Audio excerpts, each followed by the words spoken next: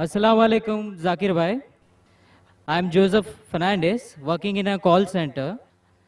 मेरा सवाल आपसे ये है कि मुझे कई दोस्त मिले जिनमें से कुछ सिया है और कुछ सुन्नी।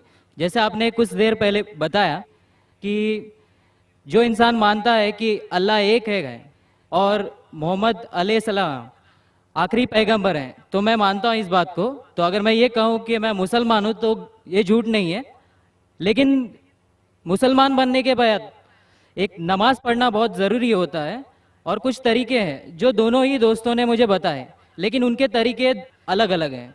तो मुझे ये समझ में नहीं आया कि किसका तरीका मैं अपनाऊं, क्योंकि दोनों ही अपने तरीकों को सही समझते हैं। भाई साहब ने सवाल किया कि अगर अल्लाह एक है उसमें मानना है और मोहम्मद सल्लल्लाहु अलैहि वसल्लम पैगम्बर है तो मैं मानता हूँ, तो उस तरीके से मुसलमान हूँ मैं।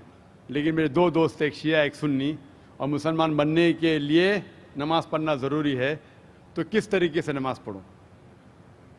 भाई साहब, आप कहते हैं कि अल्लाह एक है, आप मानते हैं कि अल्लाह के पैगम्बर मोहम्मद सल्लल्लाहु अलैहि वसल्लम आखिरी पैगम्बर है, तो आपने कहा कि किस तरीके से नमाज़ पढ़ूँ। ये शिया सुन्नी जो आपने पूछा, आप जब कुरान पढ़ेंगे, कुरान में ना शिया है ना सुन्नी है,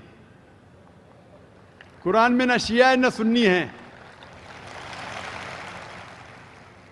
कुरान शरीफ में कहा गया है सूरह इमरान में सूरह नंबर 3 आयत नंबर 103 में, वातसिमु बिहब्लिल्लाहि जमीअन वला तफरकू, कि आप आपस में इकट्ठा होकर अल्लाह की रस्सी को मजबूती से पकड़ो। अल्लाह की रस्सी है कुरान और सही हदीस। तो आप देखिए कुरान में क्या लिखा है और अल्लाह के रसूल के सही हदीस में क्या लिखा है।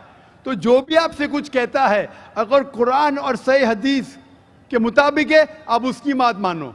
जो जाकिर कहता है वो भी कुछ अहम नहीं इस्लाम में, जाकिर इस्लाम में जीरो है।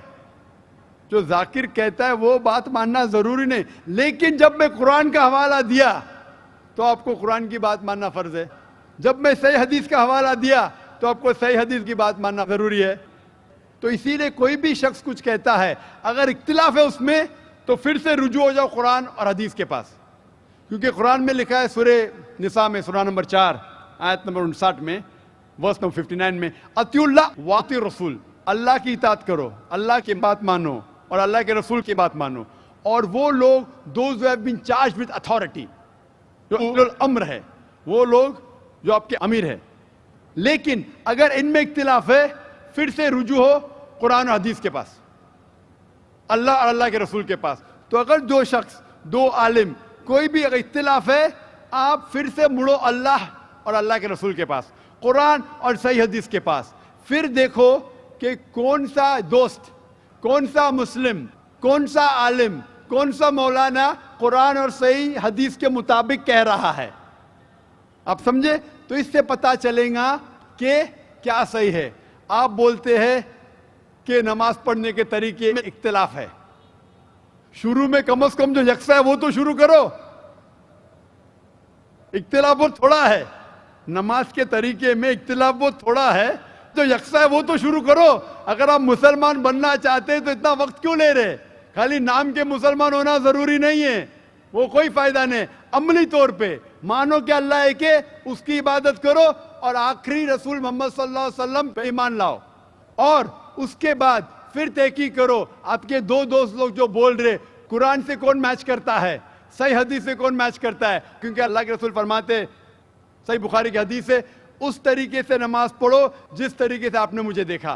तो जो सही हदीस से साबित है, कुरान और सही हदीस से, उस तरीके से नमाज पढ़ो। लेकिन अगर 19-20 फर्क है, कम से कम जो यकसा है वो तो शुरू करो। इख्तिलाफी बातों पे तहकीक करो, इंशाअल्लाह पता लग जाएगा आपको क्या सही है। तो इंशाअल्लाह अभी आप सिर्फ नाम के मुसलमान मत न हो, अमली तौर के ऊपर मानो कि अल्लाह एक है और अल्लाह के रसूल